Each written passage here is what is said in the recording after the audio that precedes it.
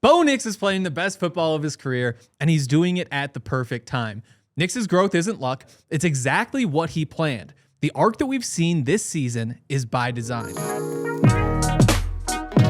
I'm Henry Chisholm from DNVR Broncos, and today we're digging into how Bo Nix built himself a sophomore jump. Bo Nix looks like a different quarterback in the 3 games since the Broncos bye.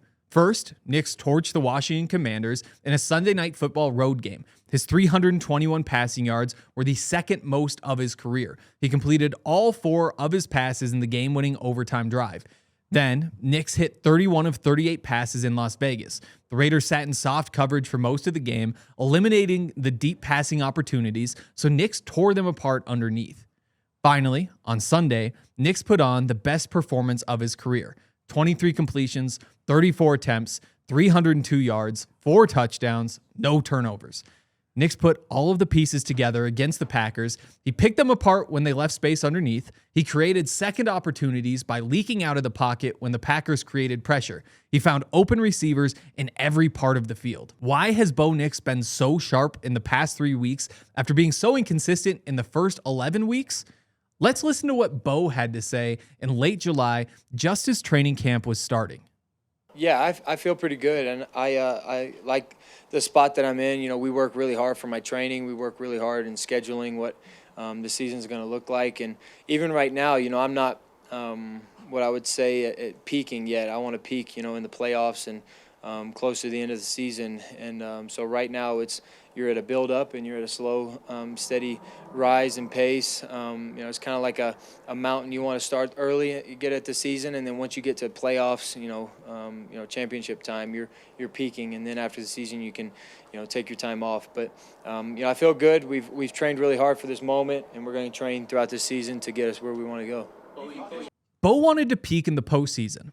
Most athletes would feel the same way, but Bo built a process to create the growth that we've seen this season. To understand that process, we have to jump back almost 3 years, because the past 3 years have been very busy for Bo. The Oregon Ducks began spring practices on March 13th, 2023. Bo Nix was entering his final season of college football. He was on the field every day. When spring ball ended, summer workouts continued. Nix would have had a chance to take a quick vacation or 2 before fall camp started in the beginning of August if he really wanted to. But there would be no extended breaks from football. Fall camp runs straight into the season, which ended on New Year's Day of 2024. Nix's attention immediately turned to the draft with workouts, the combine, pro day, and meetings with all sorts of different teams who could be interested in drafting him.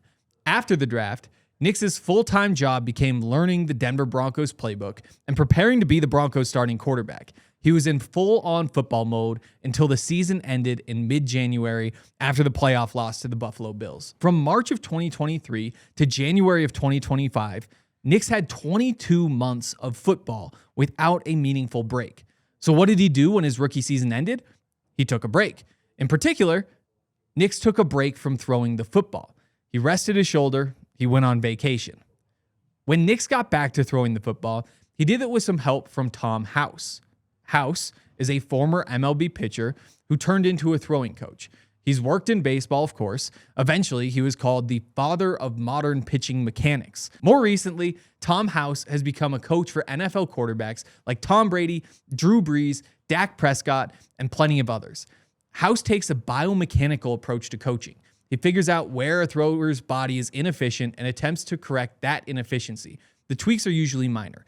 As Nix put it, throwing during the season is all about the result. Where does the ball end up? The result determines whether the throw was good or bad. In the offseason, Nix was able to focus on throwing the ball the right way. But Nix knew that his new offseason plan was going to set him back. For the first time in years, he was rusty. He had to build himself back up. He didn't have any momentum to hold on to.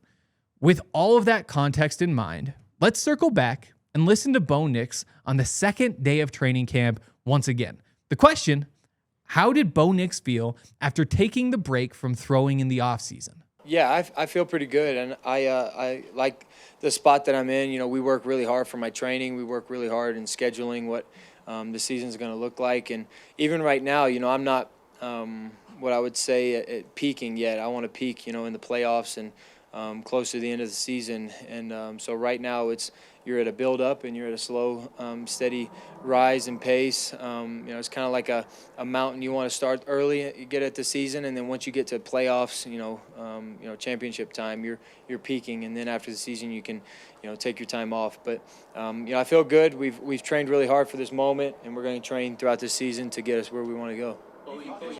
Nix outlined exactly what we're seeing, right? The concept of peaking at the right time can be nebulous. Football fans hope their team is hot at the end of the season, but there doesn't always seem to be much rhyme or reason to whether the team finishes strong or not. But professional athletes have strategies to peak at the right time, because staying at the absolute pinnacle of your abilities is tough to do for long periods of time. Take Michael Phelps, for example. Phelps won 23 Olympic gold medals for swimming. You can drop him in any pool at any time on any day, and he's going to swim fast, but he might not swim his absolute fastest. In the weeks leading up to one of those Olympics, Phelps slowly trimmed his training regimen. By the time race week came around, Phelps was only swimming about half as much as he was swimming during his normal routine. The idea was to emphasize rest and recovery. There's no need to create long-term gains with arduous workouts. Instead, all that matters is maximizing what you're capable of right now. Swimming is obviously different than playing quarterback, but the concepts can be similar.